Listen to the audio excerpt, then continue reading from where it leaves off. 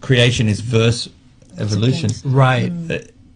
Is that the right thing to say? Can you say creationism versus evolution, or is there is a little bit of overlap here? In my mind, Charbel, I think what's unfortunate is often people only see a sort of a two-tone narrative going on here. Yeah. One is a radical atheist who try to account with absolutely everything with purely natural causes. And I try to explain in my book how that does lead to irrationality. Like the Big Bang itself, which I think the Big Bang has solid science behind it. And the church doesn't, again, gives us freedom on that. But if the Big Bang is true, then of course there has to be a God behind it. I mean, if science is saying that space and time originate with this sudden burst of energy way back 13.7 billion years ago, then you need a mega cause behind that. Yes, yes. Obviously, a transcendent God who's outside of space and time. So that's the atheist narrative, and if it leads to irrationality. But then you also have the fundamentalist creationists, especially certain creationist groups among the Protestants, who say that the Bible teaches that the earth is only 6,000 years old, and they will not allow for any sort of development of the universe, any long history of the universe. God had simply to create everything instantaneously, fully formed.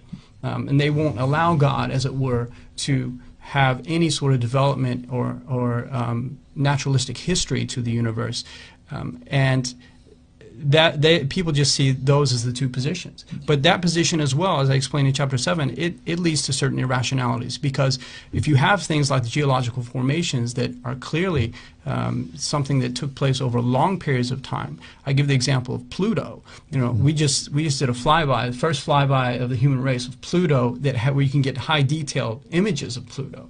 That happened in I think it was 2015 or 2012, but there's formations on there that clearly took more than 6,000 years to form. All right. So again, is that still an official planet, by the way? It's not. It's not. Not currently, but who knows what happens next week. That was part of the 9. Yes. So it's, okay. It's not. It's been demoted. Some people were very sad about that. Yeah. My favourite planet, Pluto. Outside of Earth, of course. But Pluto was always. Disorders the order of the planets that we grew up learning. That's right. Yes, exactly. Mercury, Venus, Earth, Mars, Pluto. Oh, that's right. Up there. So the Catholic position is neither the one nor the other. It's not this fundamentalist Protestant position where we have to say that Genesis or the Bible teaches a 6,000-year-old Earth. Church has given us freedom, says the Bible doesn't teach chronology, and it's also not this radically atheistic position where everything has to evolve. The Church says to us, look, here's what you have to believe according to the faith. Whatever happens in nature has to be according to the plan of God. And then for the rest, let science decide. Just investigate. And from my perspective, that I think on the side of astronomy and geology, for the development of inanimate things, chemicals, things that are non-living, it seems like God has embedded a very intricate fine-tuning of the universe for the universe to develop in that way. But with regards to biological life forms, they're so vastly complex that and the laws of nature are completely inadequate for forming those things. I'm convinced that God must have directly created a lot of the life forms. Wow. When you say let science decide, do you mean like that let science discover? Because it's one way or the other, isn't it? Like I'm not trying to get into one camp or the other, but ultimately there's only one truth to how the earth and all of us came into existence. If the church at the moment is saying you can believe this, you can believe that, there's no solid direction or teaching from the church on this matter, first of all, is it important that we come to a discovery about how everything came into existence, or is it always going to be just seeing that it might have been this, it might have been that? And if so, why is it important for us to spend so much time? And the discussions on this topic can get really heated and people can get really passionate about one view or the other. Why is it important? If the church doesn't feel the need to make a decision one way or the other because the discovery of the reality of it hasn't come about yet, why is it important to study it?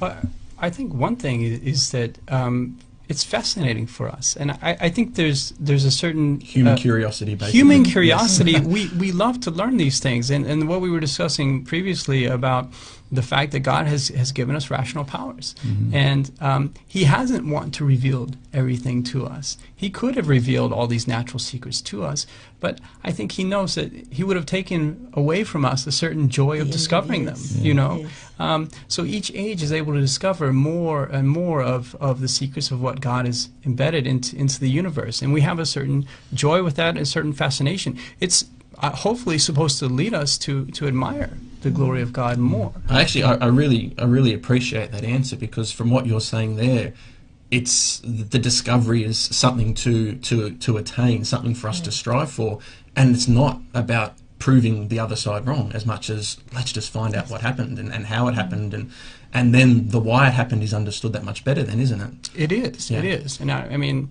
I have to admit openly that I'm a bit of a geek. I mean, so these things absolutely fascinate me, and I just love reading science books and say, well, what's the latest thing they've discovered? And it's just, for me, it's absolutely amazing. I mean, I think about, for instance, the fact that 200 years ago, nobody knew that there was anything beyond the Milky Way, for instance. They didn't know anything about DNA, and we just have so much evidence today that of the absolute incredible wisdom of God and the intricate order of nature, that I almost feel privileged to live in these times, in a sense. You know, it's a shame for me that people are so atheistic today and they're so secularized. It's kind of ironic. We have more evidence today of the fact that there is a very glorious being behind the created order than has ever been attained in the history of the world. Yeah, but people are just not drawing those conclusions because we're so secularized. So true, so true.